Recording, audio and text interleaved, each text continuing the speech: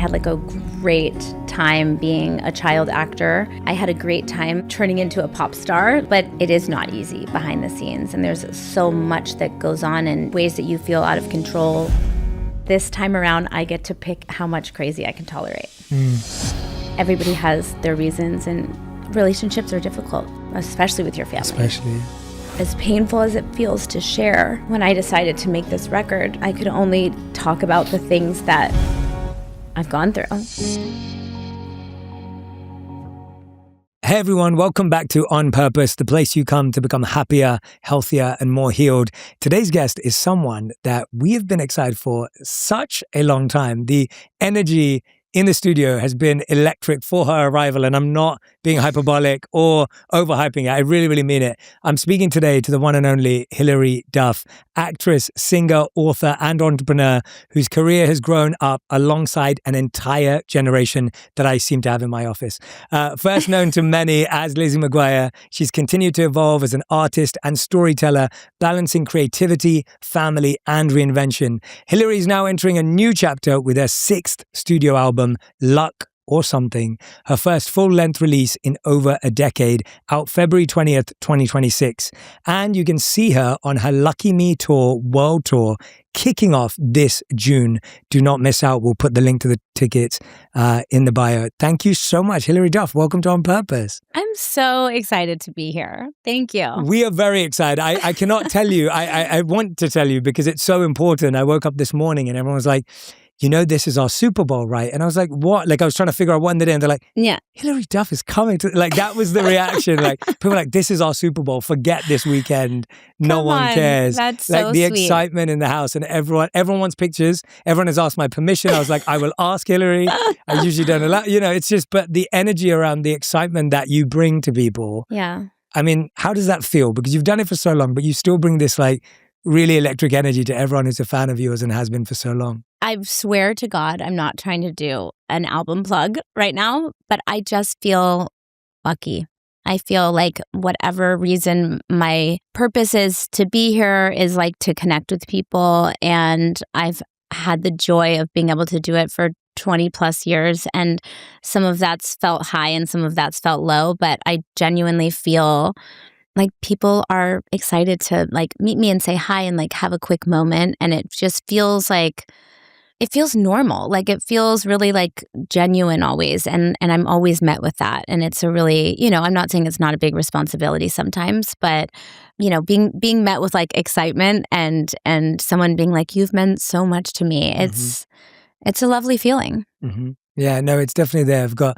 People have got stories of coming to your tours at 13 years old and saying ridiculous things to you, like in my team, and meeting you for a few moments and just having the best experiences. But I was thinking, yeah, you've meant this for 25 years. You've been so many things to so many people through the characters you've played, the music. Of course, now your new album. What's the version of Hilary Duff that you want people to meet now at this point in your life? Part of the reason this, you know, return to music is feeling so good to me is just that it's like, feels completely like rooted in my truth and who I am and what I live with. And, you know, introducing people to my past 10 years and knowing that we are going to connect on many levels of experiences and feelings and disappointments and celebrations and like everything in between. So that's kind of what I want them to know about me now and who I want them to meet. Like they have known me my whole life. I have, you know, played a character that never grew up on TV. You know, she stayed that same age. And not that I feel that that's like the public consensus around me anymore. I think people are pretty familiarized with me and who I am, but I care a lot less.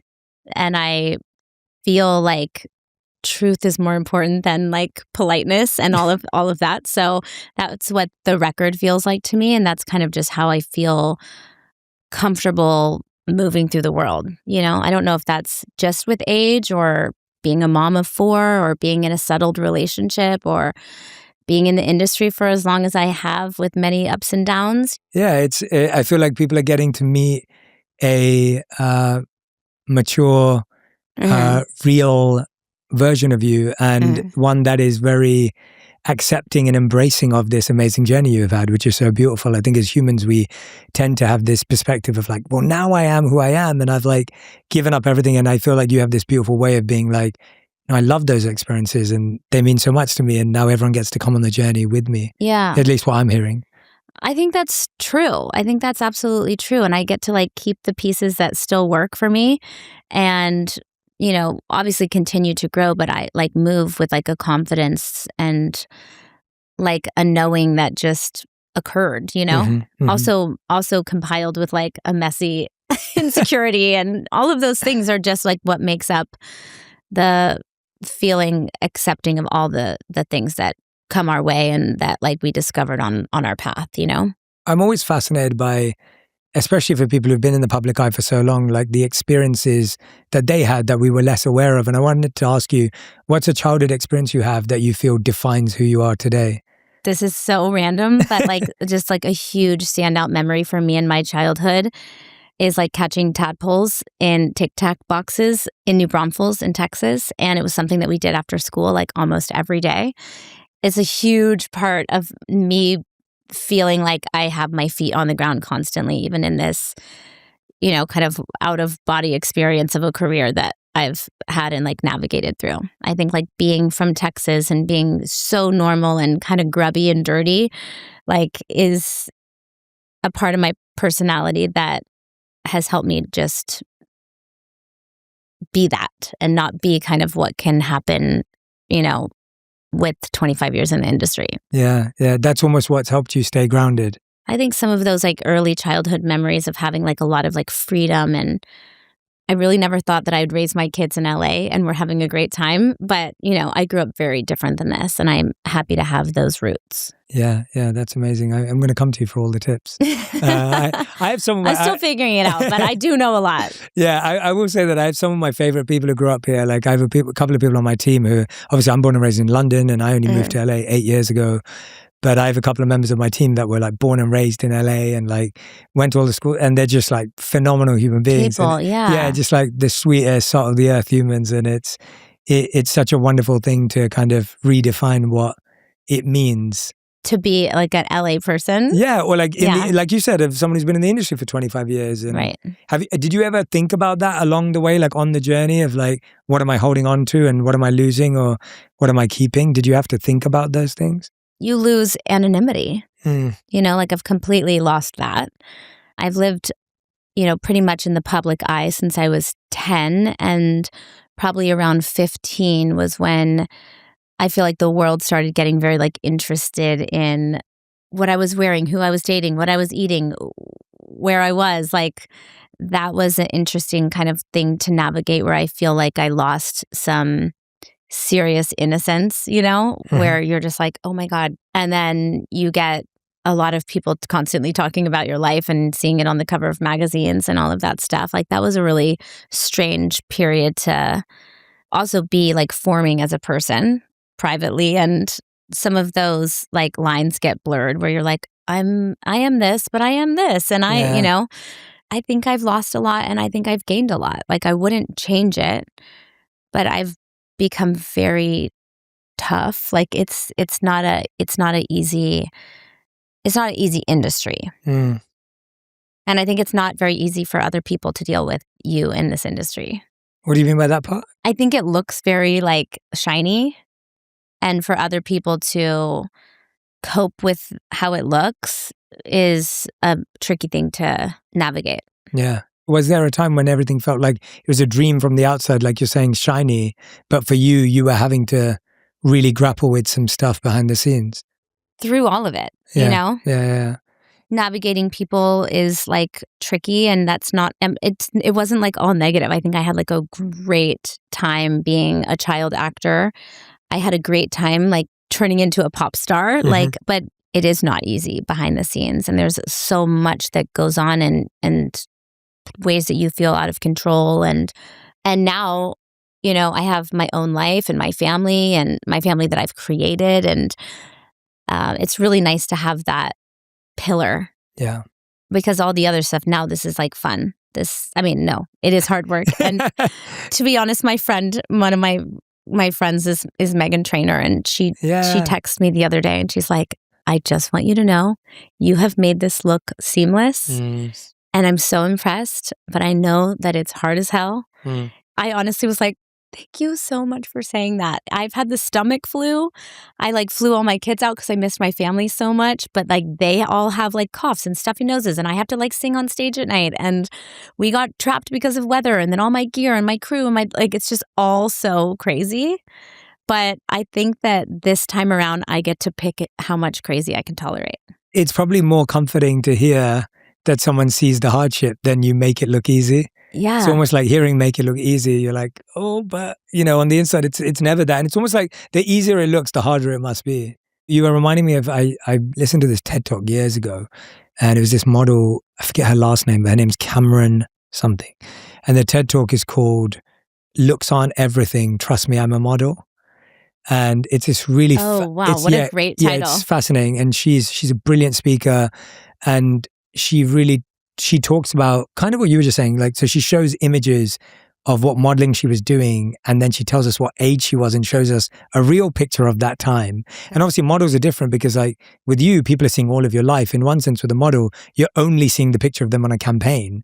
And at that time, we weren't really following models on social media or wherever else. And so she shows like, this is a picture of me at 14, like smiling with her parents. And then this is a picture of me at 14 modeling, and she's like romantically posing with this guy, and she's talking about how much of a disconnect there was between her real life and the life that as a model she was portraying. Right. Also, when you're a model, you don't get to be like, I'm not really comfortable wearing that. I don't really want to do that pose. You're a model, right? Yeah. So they're like, no, we're hiring you to. This is what we wanted, and then it's a little different to be like an actor who's posing in a photo shoot. Yeah. That direction of just not having agency, not having choice, especially at that age. And I was thinking about for you, you've talked very openly about the eating disorders you had and just like what that looked like and how, at the time, so many people were pit against each other and the culture was different. Hopefully it's different. You can tell me if it is, but that's what it felt like at the time. What was it like for you to get comfortable being comfortable in your own skin? Like what did that take? Like today you're saying like, it's not easy. It's still hard work, but I'm kind of in control. I'm in charge. Like I feel better, but talk to me about some of the stops on that journey and what that looks like for so many people who may not grow up in the public eye, but also deal with the same challenges.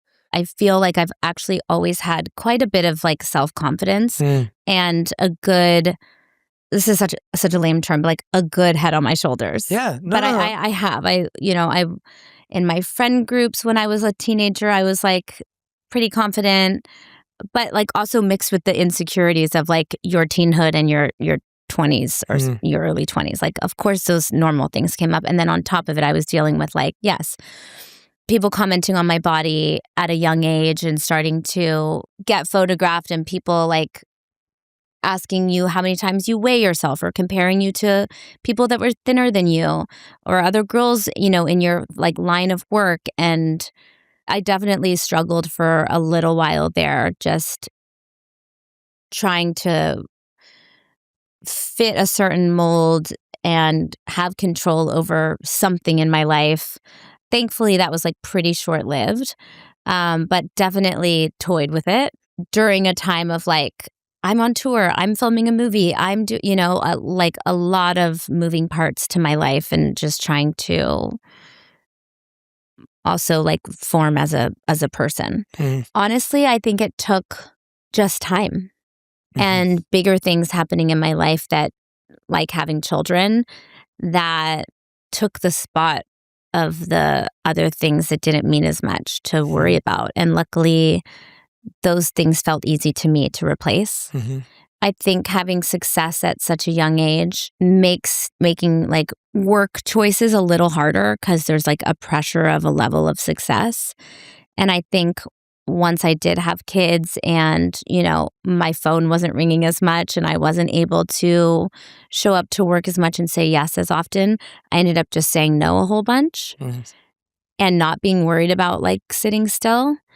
And a lot of great things came from that decision and a lot of confidence came from that decision. A lot of my steadiness has come from being in such a great, stable relationship. That's helped me a whole bunch get through some pretty heavy themes in my life. Yeah, I'm excited to hear about that more, especially after what you told me earlier. But yeah, when we were walking in, where did that early confidence come from? That good head on your shoulders, and I love that. And I think so many. And the reason I ask it is there are so many young people who listen to our show, or young parents with young kids who want their kids to have that good head on their shoulders and have that confidence. Where did that come from for you, and how were you able to hold on to it? I think a part of it is who you are. And then I think a whole bunch of it is your influence around you, and I had a mom who was very supportive of a dream, and she made me take it seriously because it was a big change for our life to like leave Texas and come to LA. But she also didn't, our like livelihood wasn't weighted on whether or not I booked a job or not, and I think that I found confidence in work and working, but I think it was a little more weighted. But like when I see my son play a really good soccer game, I see his confidence building. And when I see, he is the captain of his football team at his school, soccer team at his school. And no, it's football. You can say that here. You're like, you had it right the first time. I was like, we don't need to edit that. Sorry. I had to. I'm sorry. I see his confidence build when so I think it was just that. Like mine happened to be acting, but those things were confidence builders. At times they were confidence strippers. I had a lovely support system. And I also got to be a kid. Like that wasn't all taken away. I had like normal friends and I felt the highs and lows of friendship and being confident, not confident, and dating and all of that stuff.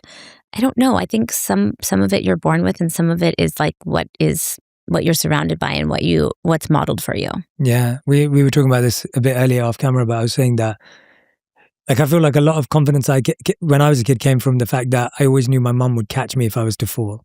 So it didn't come from feeling like I would never fall because I had challenges and got bullied, or different things would happen anyway, right? As it does in any kid's life. Yeah. But I always knew my mum would catch me. And that was like and even as a grown man today, I'm like, I know if I called my mum, she would still catch me today, like after all those years. And that it does build such a sense of confidence. And then I think the other side of what you're saying, which I appreciate, which I think we're finally realizing, is that confidence does come from competence. It comes from doing hard things and putting yourself out there and taking action. And for you as acting, for your son, it's playing soccer and those steps and seeing yourself go out there and play a game. There's confidence that comes from building a skill or building competence that doesn't come from just sitting there and thinking about it, or, hoping that you naturally feel that way because people may not be born that way. Yeah. And so both of those ideas resonate. Matt and I talk about this with the kids all the time, and it could be as simple as like them going and making their own water instead of just being like, I'm thirsty.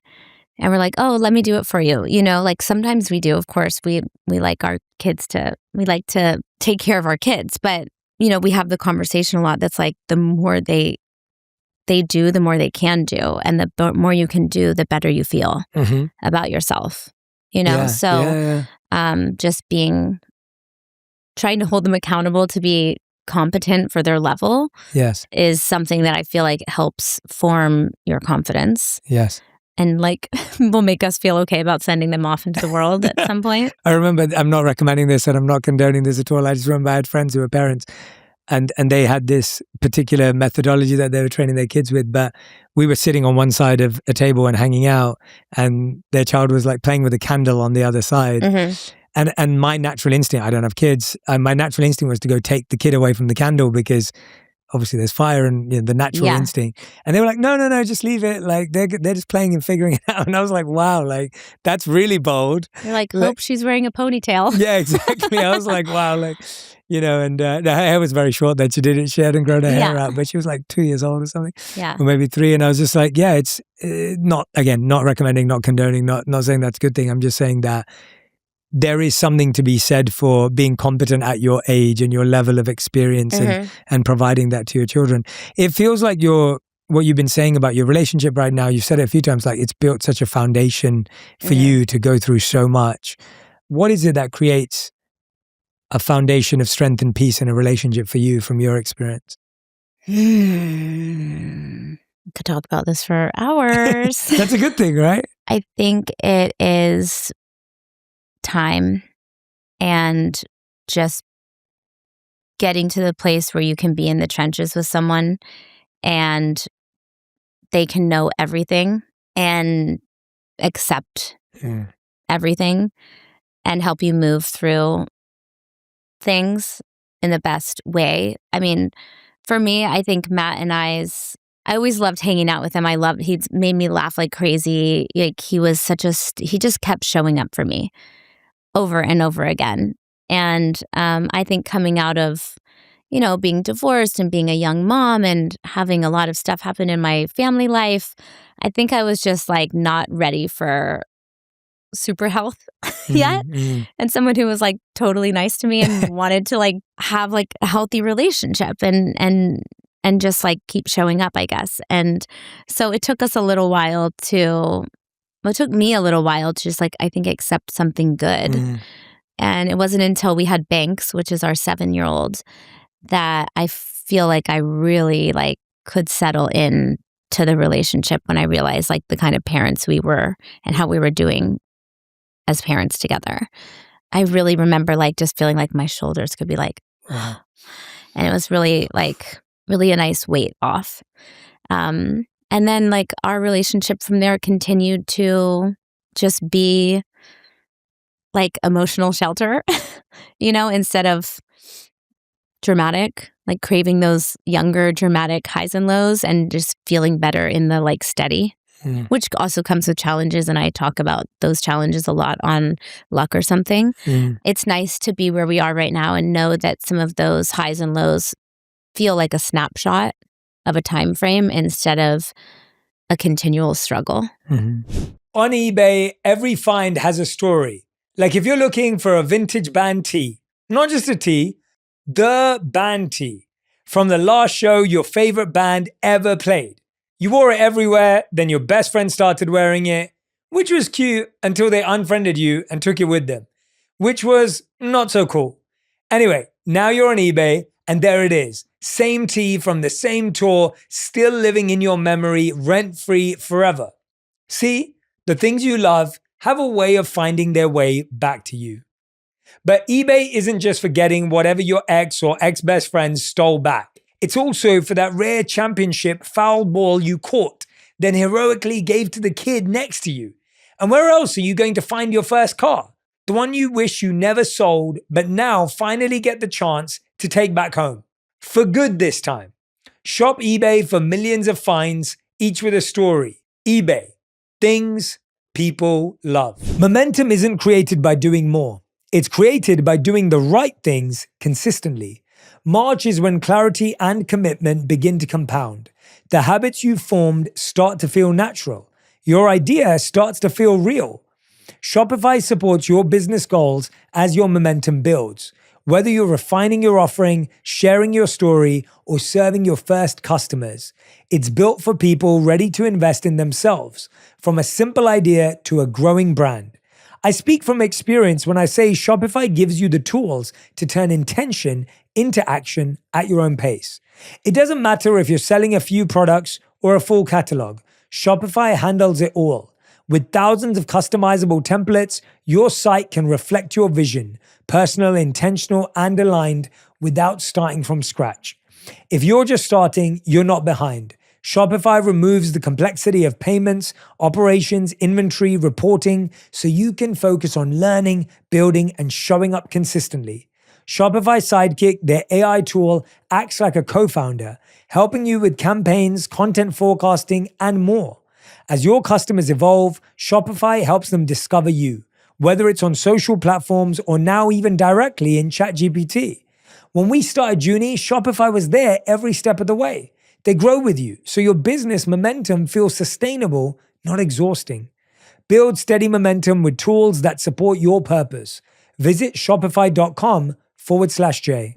I love what you said about that feeling that I think we all go through when you find your person. I've been with my wife for 13 years now, I'm married for 10. Congrats. Thank you. And yeah, it's our 10th wedding anniversary this year. And so Amazing. It's really exciting to celebrate. But like, when I think about it that way, it's like, I love what you said about this point that when you first meet someone who actually loves you and is kind to you, and it's really hard to accept. It's really hard to accept, both based on how others have treated us and how we've treated ourselves. Right. I feel like it's a mix of both of those experiences. I agree with that. Right? Like it's almost like you're wrestling with it. I don't know, is how I felt before in the past. Is that how you describe it? How would you describe it? Yeah. And you want to like poke holes in it to make sure it's like steady enough. You know? Yeah. That's what I felt like I was doing. I think it added an extra pressure that I had a child already.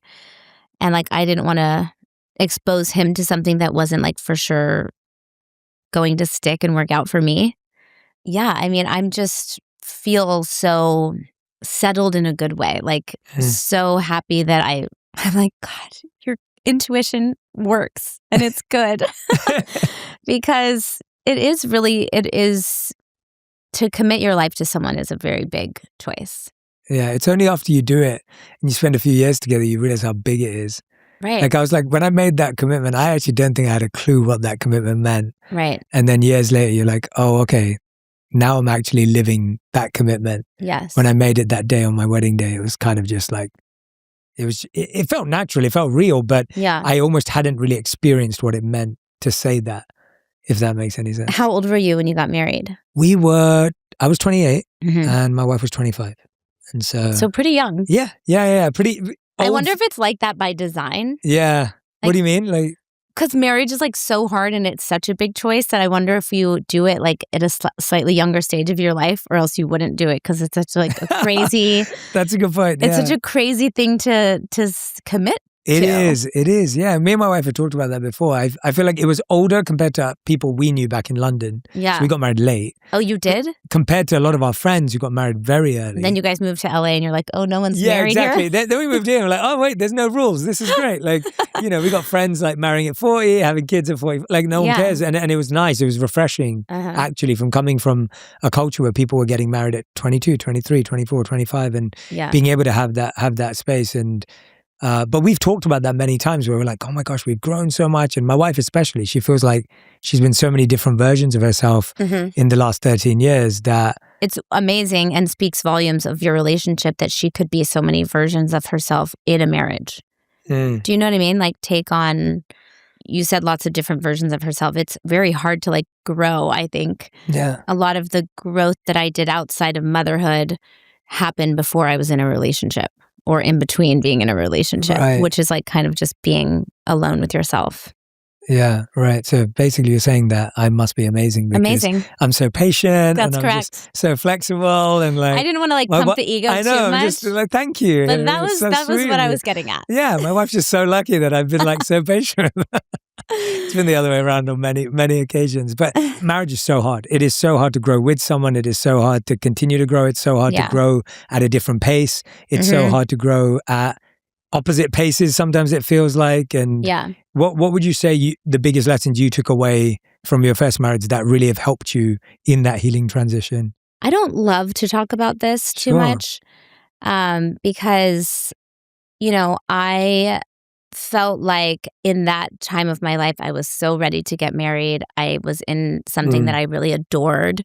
I was ready to have a baby. I was ready to have something of my own, that I could just like focus on and it be mine. And like my life felt out of my hands a little bit at that moment. And I just wanted to like shrink it. I've been pretty open about, being a divorced person and what that's like and being a single mom and being, kind of like choosing to like end a family is a huge, horrible choice to make. But I also co-parent that with that person and we do a great job mostly. Sometimes there's bumps and frustrations, but again, ebbs and flows, right? But like we adore this person that we created and we do a great job. This is like before, conscious uncoupling was like a coined a term. And we really tried to do that. I really tried to do that. Like you just grow. Yeah. And I think I did. You strike me as someone who like follows your intuition. You even said it earlier when you were talking about your current relationship. You're like, I'm so glad my intuition was right. Yeah. And then I was like, and the album's called Luck or Something. And so I wanted to ask you, what's the relationship between intuition and luck? And has your career and journey and even this inspiration behind this album, how much of it has been luck and how much of it's been intuition? I think a lot of it has been intuition. And I think that's falls under the category of the or something part of it, where I'm like, actually, I deserve some credit here. Yeah. I feel incredibly lucky. I don't know why me, but I do know that I've also worked really hard. And I know that I've had to go through a lot. The title is pretty loaded and can mean does mean a whole bunch of different things to me, like what I just said, but also it's a coy way of like responding to a question I'm constantly asked, which is like, how are you so normal? How did you get through this? And I'm like, luck or something. Yeah, got it. Yeah. But I think the or something is the real weighted portion. It's good when you think you're lucky and everyone else realizes it was hard work. Mm-hmm.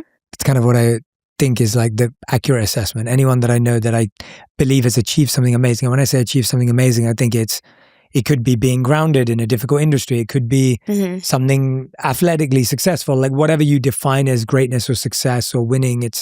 The problem becomes when everyone else views it as lucky and, you know, you view it as hard work. And it's like beautiful when, like you said, I see myself as lucky. Like I don't know why me, like that's beautiful. And then if we can, but it's always the other way around. It's almost like, yeah, people like to think, I got asked that the other day. Someone was asking me in an interview, like, why do you think people listen to you and why do they connect with you? And I was like, to be honest, I always struggle with that question because I feel really grateful and fortunate that anyone even cares to listen to me. I remember speaking to rooms of like 3 people. And so I feel completely humbled by where it's gone. And then I was like, at the same time, like, I think it's because I've been doing this for a long time. I've done it for longer offline than I have online. Yeah, like honestly, when I zoom out, and like it would be hard for you to answer this way, but I'm like, probably because you're smart. You know what I mean? Probably because you're smart. Probably because I think that you have a gift and you can connect with people. I feel like I have a similar gift like that. Like for some reason, I resonate with people in a certain way. But like, you have to take credit for what you build. And you also can feel lucky. And you also can feel immense gratitude. And, you know, how did I get here? Feelings. But like, you're also smart and you're good at what you do.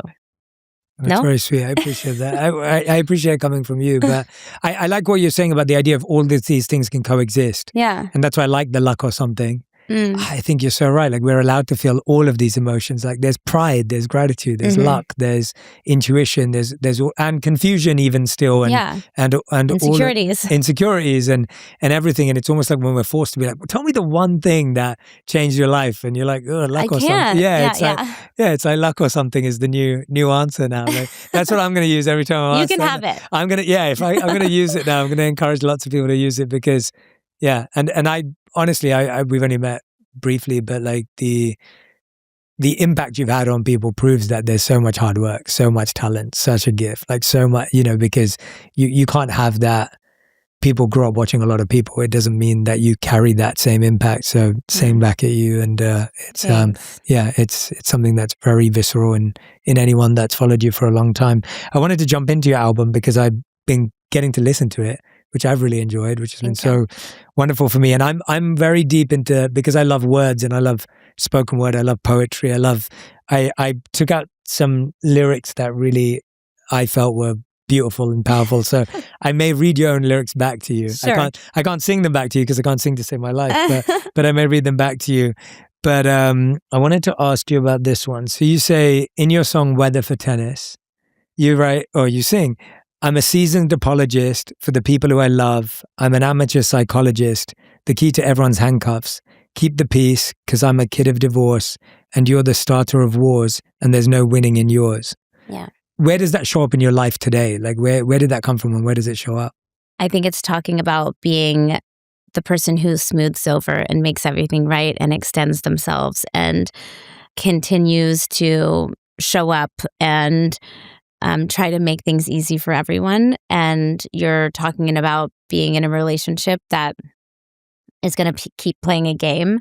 And, you know, towards the end of the song, you finally realize, like, I'm going to put an end to this. The message behind it is a feeling that a lot of people can relate to of just, it's exhausting to keep up always being the one to make things right, or to carry the burden, or to make the call, or to stay the bigger person. And keeping the peace because you're a kid of divorce is obviously very relatable. People don't need too much explaining on that one. I think it's definitely a role that I play in my life. And Matt had this amazing idea for the song. We started playing tennis together, and I think that it was definitely inspired by just like the game of tennis and kind of applying it to a relationship, a romantic relationship that's probably not going to work out.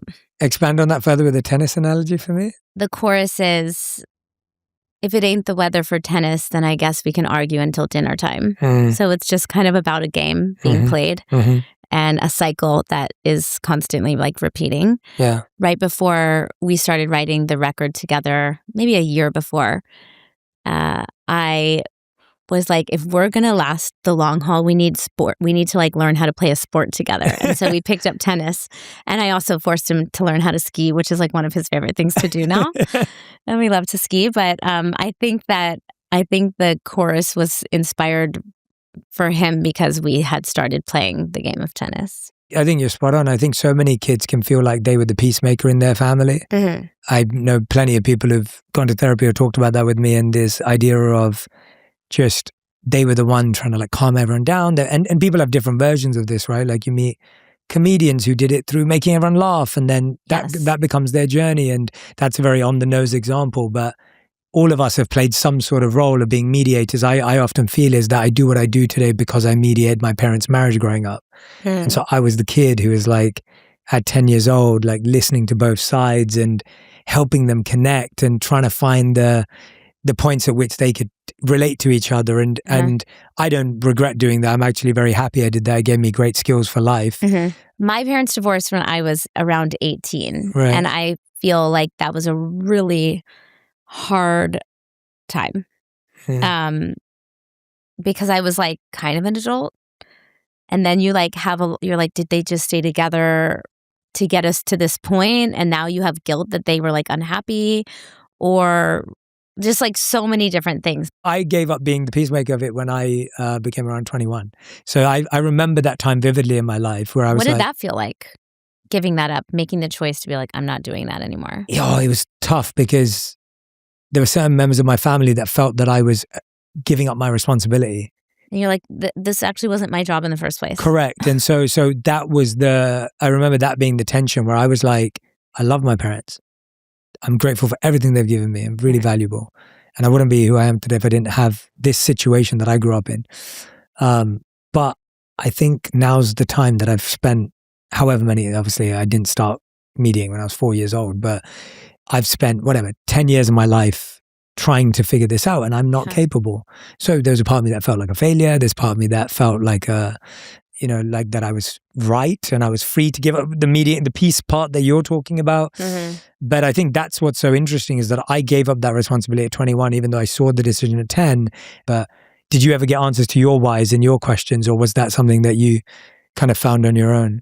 I think it was really hard for them to like be honest with each other, and there was a lot of like fighting, and it was not like they could hang out and be in the same room. And so when it came for me getting divorced, I was like, I'm not going to have that.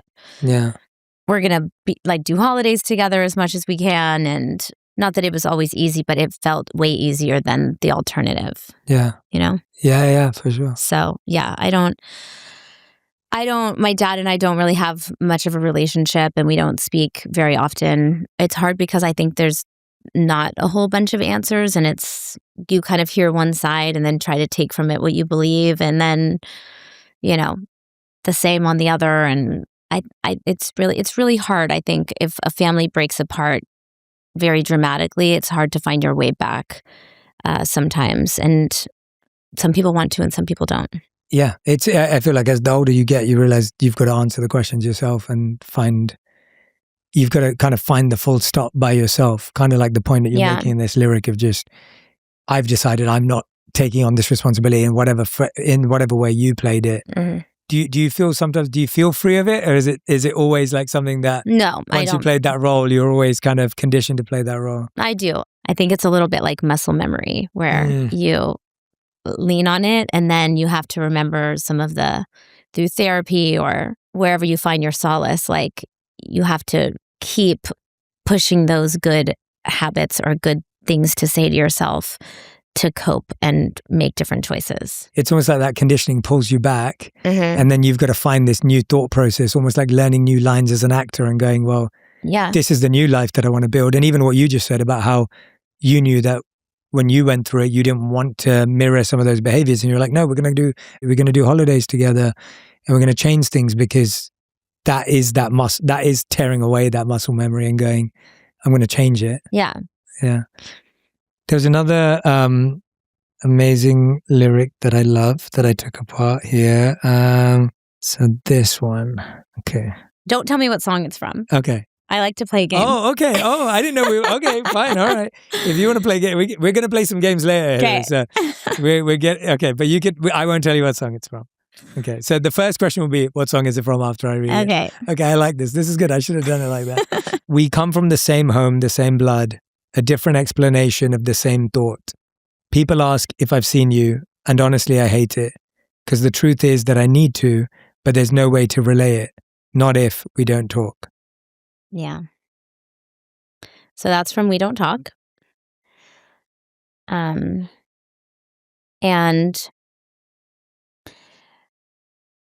this is a hard one for me.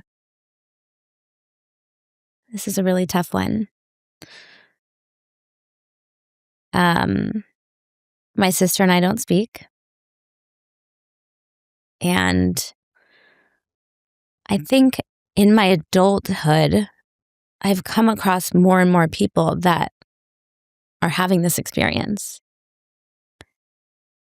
And as painful as it feels to share, when I decided to make this record, I could only talk about the things that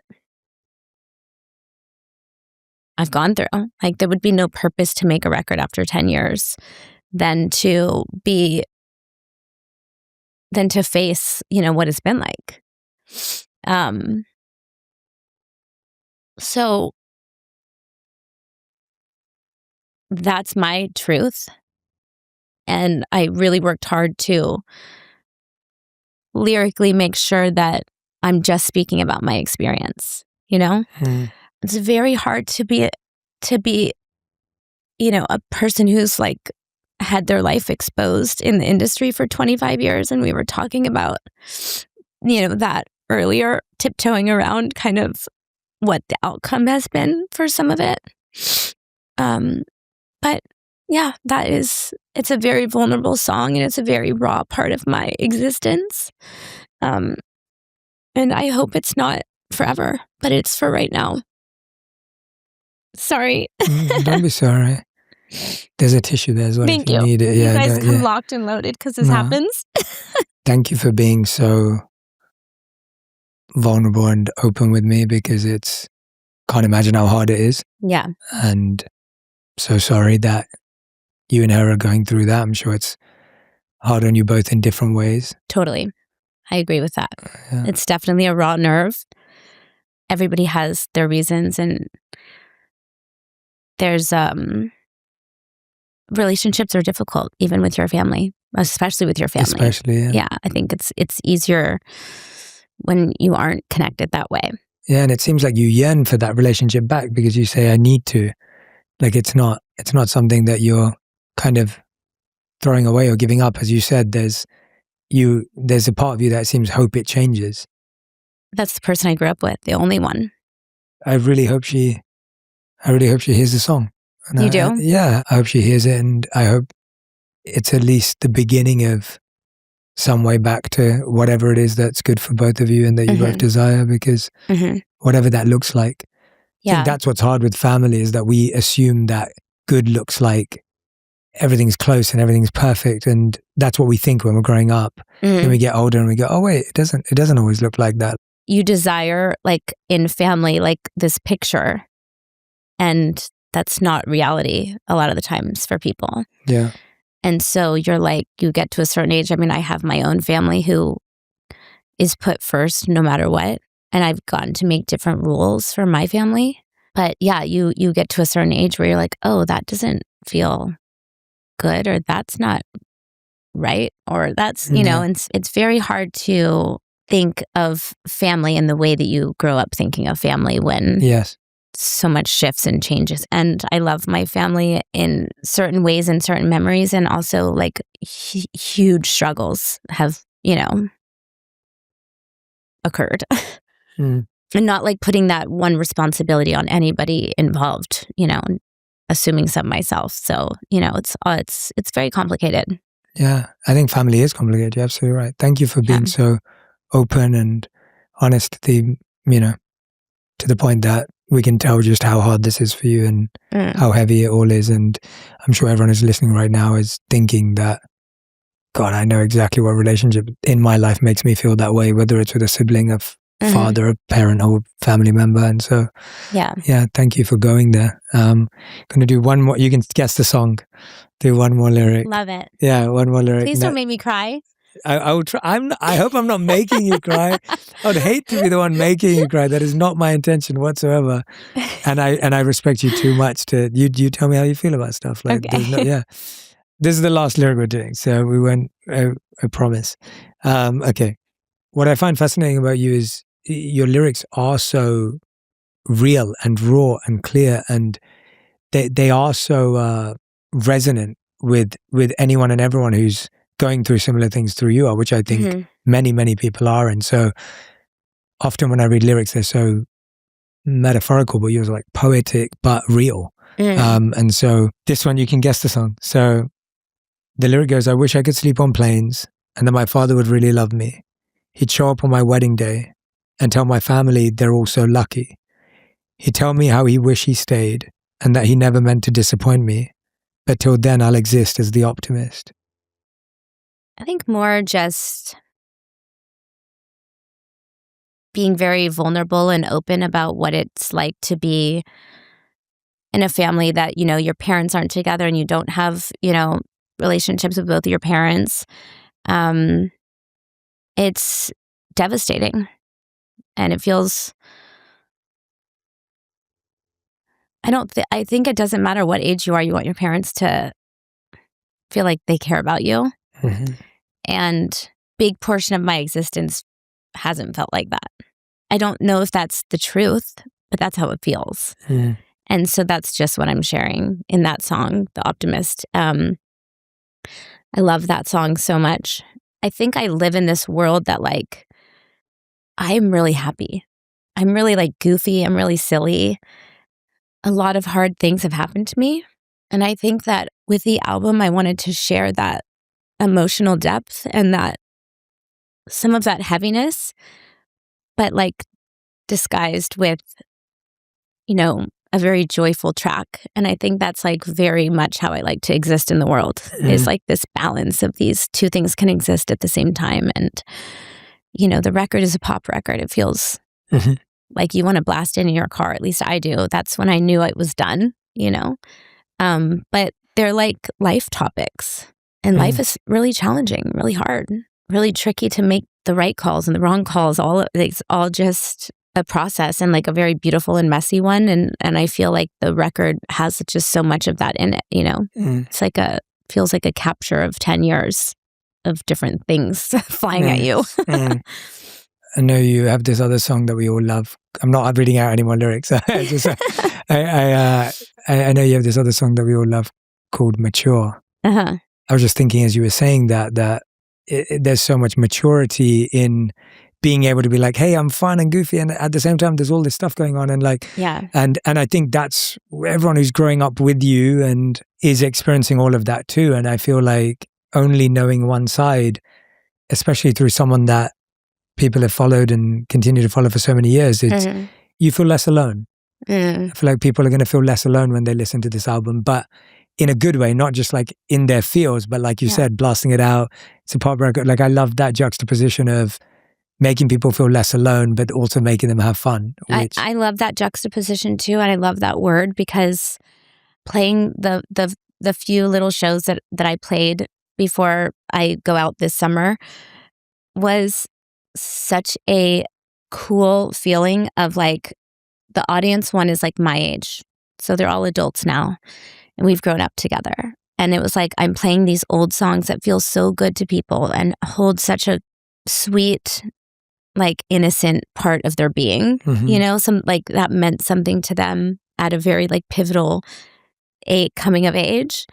And to get to hold that memory for people is such a like badge for me.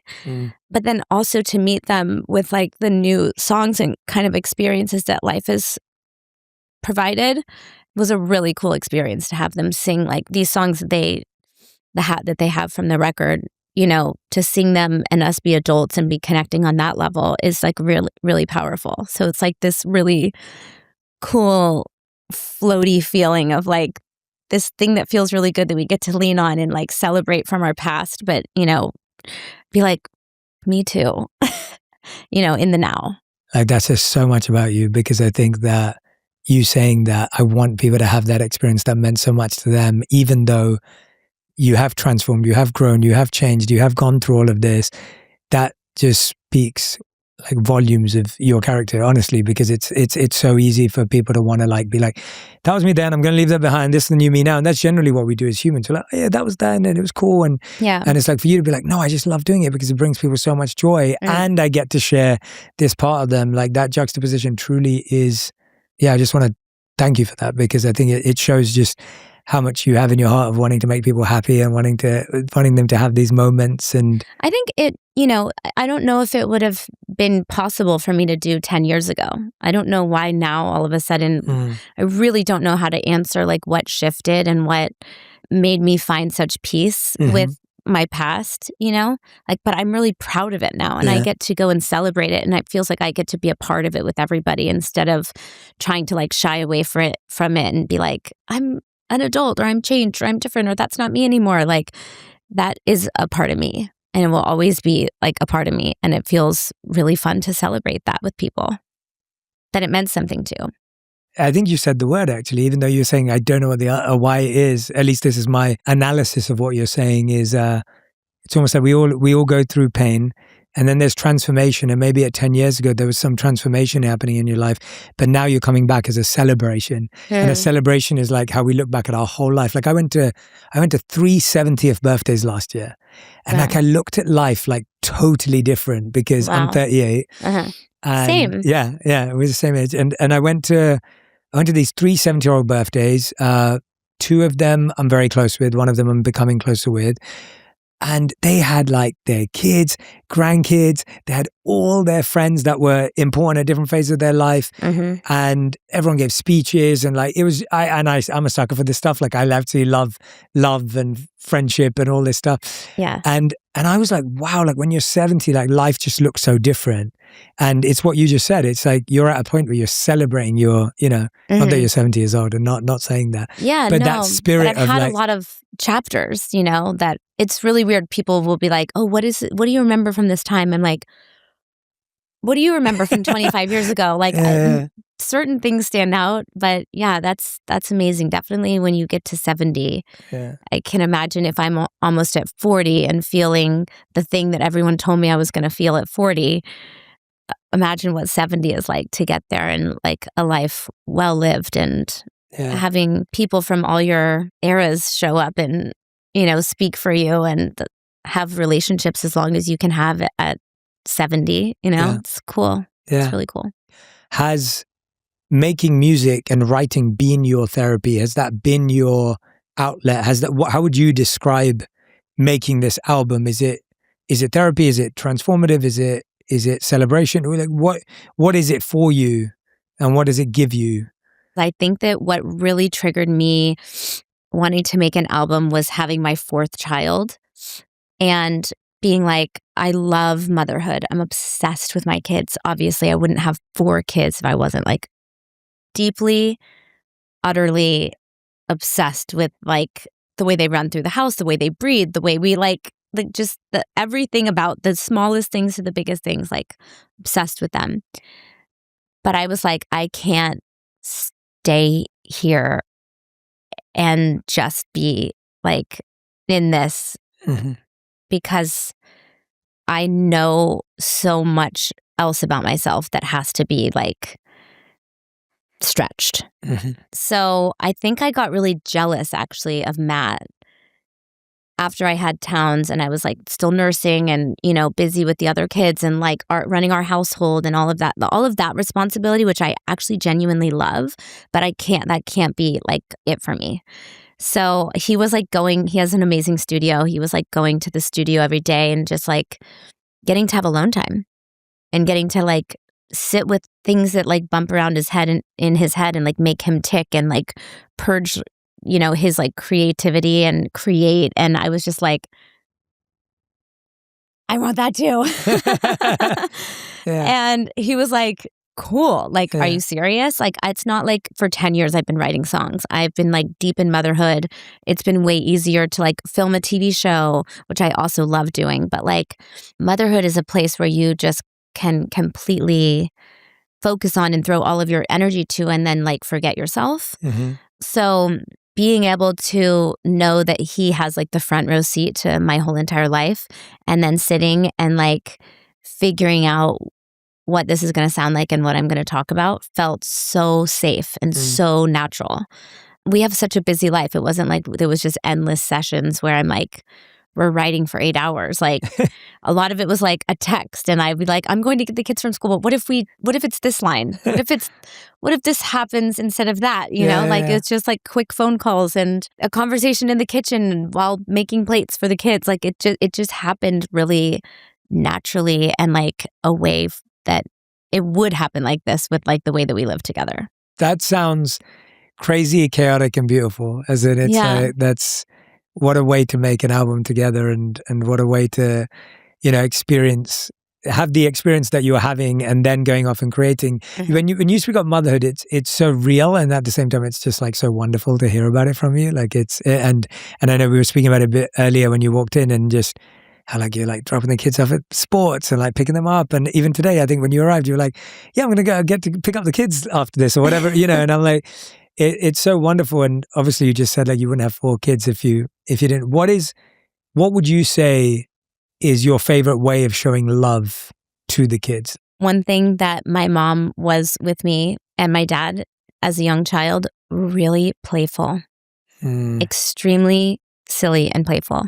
And I have that from them. I love that. And I love to play tricks on my kids. I love to like be silly and get down on their level and just be really playful with them. And I think that's a huge, important part of like the parent-child relationship.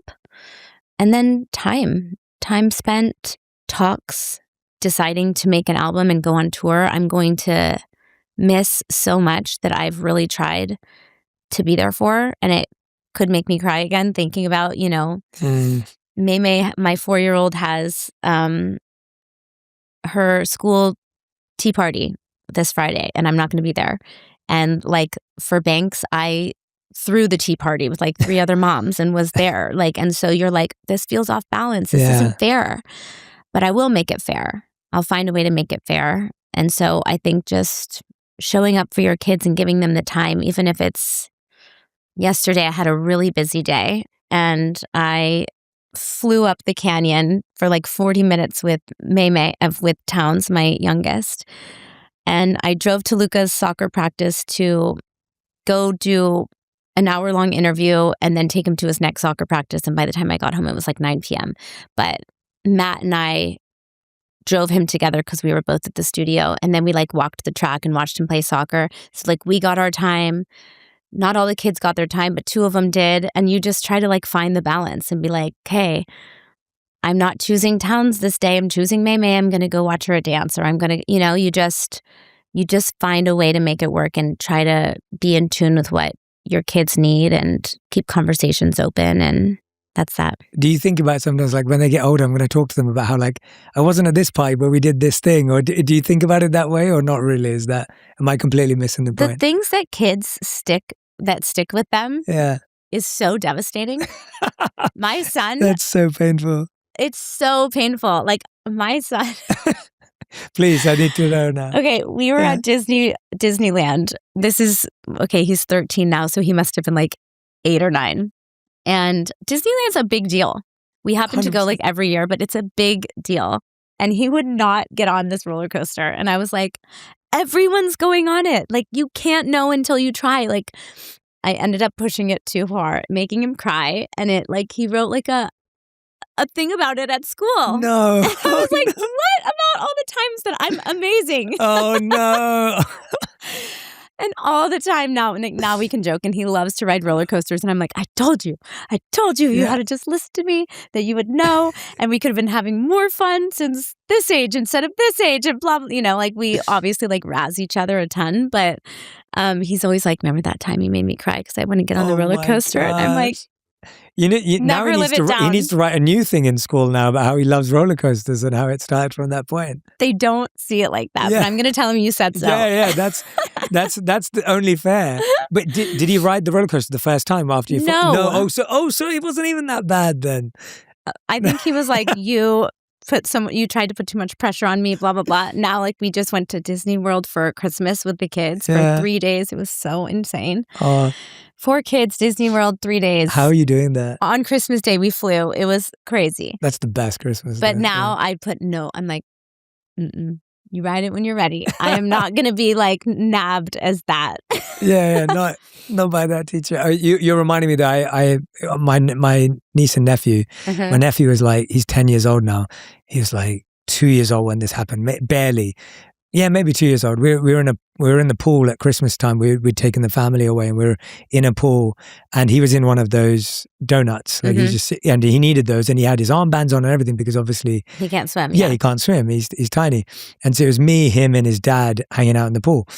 And stitches. What happened? Okay. So I was playing this game with him, which he loved. So he won't say this. I was playing this game with him where I was pretending to be a little shark coming at him. And I would come out and I'd surprise him and he'd laugh and whatever. And so I keep doing that. One time I do it, he falls through the donut. Like for some reason he got so scared that his whole body just fell through it. Yeah. And obviously me and his dad got him out immediately. Like he was fine. All he does is tell this story. Yeah. He's like, do you remember when you And you're like, you can't possibly remember. And I'm like, dude, you weren't even, like, you were there, but you do not have a memory for this. Yeah. He's like, no, I remember that moment when you were trying to be a shark. And now he's teasing me with it. Like, it's not like he's actually upset. For the first few years, I thought he was never going to be my friend again. I was really sad about it. So but funny. you're so right. Like, it's so true. Kids are just... When the fun games take a turn and you're like, oh no, now you're scarred. Totally. And he's 10 years old and now he uses it against me. And I'm like, hey, I've got loads of stories on you. Like, I've got so many stories on you being silly when you were younger. And we've got video of it too. So, but no, you're so right, kids. And I guess that's what's so hard with children. It's like you think you're doing things right and then, you never know. And that's why I think that overriding love is just so valuable, right? Because you can't predict how they're going to react to one of these experiences, I guess. Right. You also just don't know that you're always doing things right. And I think that's okay. I have a lot of confidence in being a parent just because, the more times you do something, you're like, oh, I know what this looks like. Oh, I know how to do this thing. But I've never been a parent of a 14-year-old, and I've never been the parent of a 8-year-old girl. Like, all of these things are just a constant checking in, updating. One thing that works for this kid doesn't work for this kid. And so it is chaotic, but it's so fun. And you learn so much, and the love is so big, and we laugh a lot. And I'm so grateful for that. It's my favorite. We have these big doors that open in the back of our house, and we just will open up all the door. We have cats now, so we have to put the cats away, but we just open all the doors up, and it's just kids running in and out, and soccer in the backyard, and everybody playing and jumping on the trampoline or swimming. And I just am so appreciative of them and Matt and what we've built. It's such a haven. How did they end up with all these cool names? Like Towns and Banks and Maymay? Towns and Banks and Maymay. Yeah. Gosh, how did they end up with their names? They're so unique. They're beautiful. I know. Well, May, we thought she was a boy. She was the only kid that we didn't find out when we were having, because we had her in the pandemic. And think we were all looking for ways to entertain ourselves and surprise ourselves. Yeah, for sure. So she was her like gender was a surprise, and we thought for sure she was going to be a boy, and she was a girl. And both of our moms were born in May, so we named her May May. Or May, we call her May May. She just came to the realization that her nickname is longer than her real name, and she's like really confused by why we would do that. That makes a lot of sense. Yeah, and she's smart. Yeah, and she introduces herself as May May. Yeah. But she's like, why is Banks not like Banks? And like, what is going on here? Yeah. They're very funny.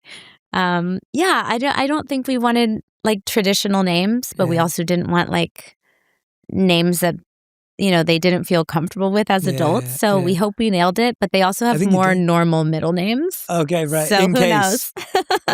I like them. They're so fun. Their names are so fun. I feel like I haven't met them before, but like they all sound like they have a personality based on their names. They all have a very big personality.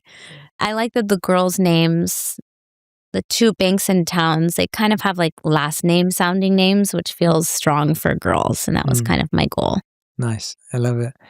Hilary, you've been amazing to talk to, truly. I've loved this conversation. I feel like I've learned so much about you. I feel like I feel closer to you just from how open you've been, how vulnerable you've been. We have a couple of games, as I promised you, segments to finish off Love a game. Our interview. So I'm going to bring them out now. So there's a couple that we invented recently that we absolutely love. And so this question, there's two games. The first one is called Would You Rather? And it's the Disney era edition. Oh, yes. So, usually we play with like disgusting food or like horrible things, but let's go. This is a lot easier. So would you rather have to say, hi, I'm Hilary Duff and you're watching Disney Channel every time you introduce yourself, or have the Lizzie McGuire animated character in your head at all times? Oh, she lives in there rent-free, baby. I think I would have her living... I mean, I've accepted her in my head, so I'm choosing the latter. Okay, got it. That makes sense. That's good. All right. We can't see it. You'd have to do it. So, okay, second one. Walk every red carpet now in low-rise jeans or a scarf worn as a top. No. So my option is low-rise jeans on the red carpet or a scarf as a top, or dress skirt as a top. Yeah. Oh my gosh. That is so impossible. This is forever? This is for eternity? This is, it's would you rather. Let's say for the next 12 months. That works for me. I'm going low-rise jeans. Okay, there we go. All right, perfect. I was being kind. Would you rather have Come Clean play every time it starts raining or have Wake Up as your alarm clock every morning? Oh my God.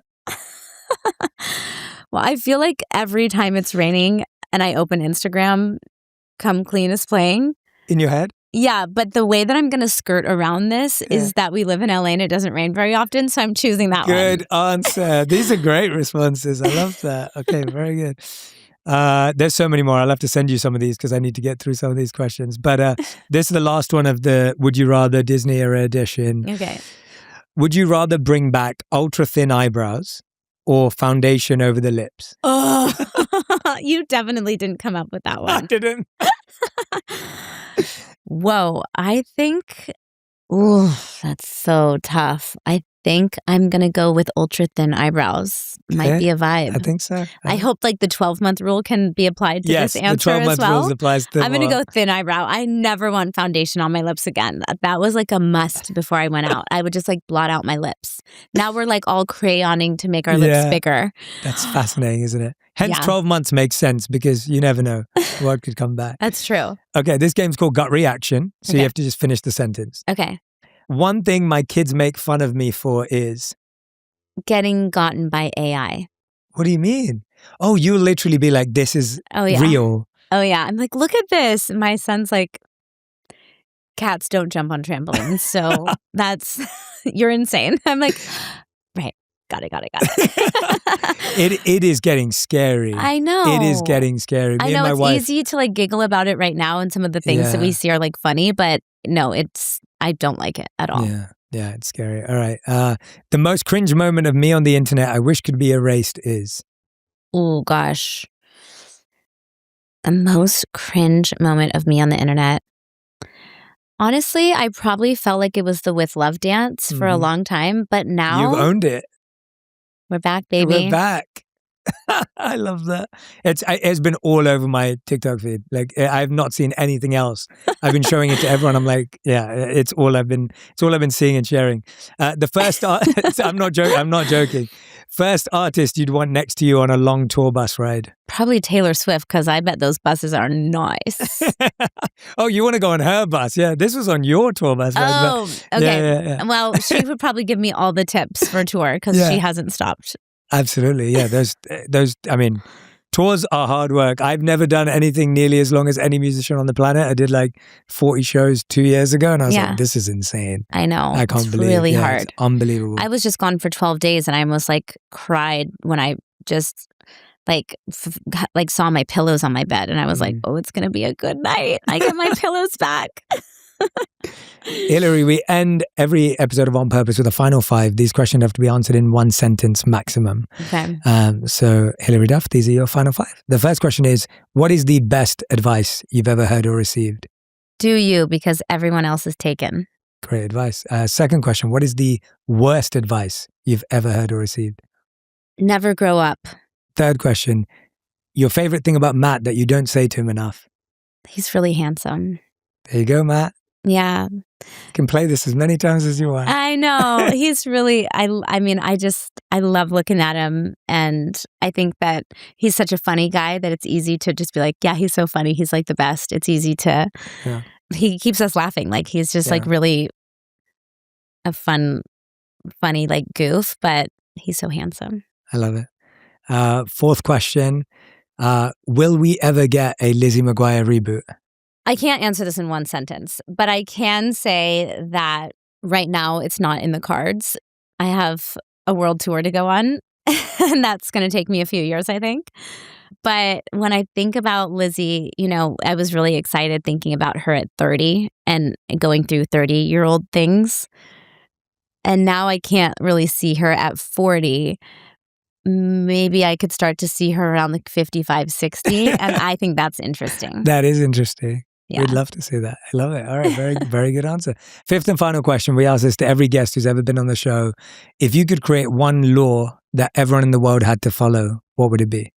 I wanted to say like loving each other, but you don't have to love everyone you come into contact with, and you don't have to like trust everyone. And you also don't have to accept, like that's the other thing, like accept everyone. But I think that there needs to be some guidelines. Do you know what I mean? Like the basic things. Yes. I wish there was just acceptance of like everybody being like created equal and accepted for skin tone or gender or whatever. But there has to be some rules in place for like bad people. Yes. So I guess like using common sense with acceptance. Hilary Duff, thank you so much. I'm so excited for everyone to hear your album. So excited. I hope I get to come see you on tour. I'm really excited to see you perform live. Let's go. I will keep you updated. I would love that. This was such a joy, such a treat. Thank you for being so open and honest. I hope you got to share everything you wanted to share. I hope you feel seen and heard, and I'm so grateful that you trusted me and trusted our platform to come and be so open. So thank you so much. Thank you. Thank you. Yeah, no, I really enjoyed it. Yeah, thank you. If you love this episode, you'll really enjoy my episode with Selena Gomez on befriending your inner critic and how to speak to yourself with more compassion. There's blessing in the breaking. And every moment that you encounter in your life, even if it's just road rage,